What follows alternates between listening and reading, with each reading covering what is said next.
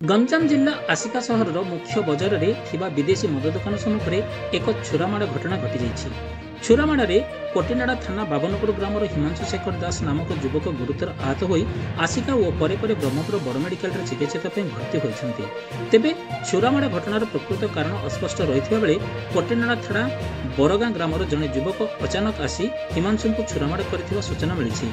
आसिका police प्रशासन medical पहुंची घटनार तदंत आरंभ करिछि। आसिकार आईन श्रृंखला परिस्थिति को नहीं प्रश्न उठिथिबा बेले पुलिस ए दिगरे कौन पदक्षेप नेउछि देखिबाकू बाकी रहिला। स्थानीय आसिका पुलिस अभियुक्त कालिया नाहक को अटक रखिछि।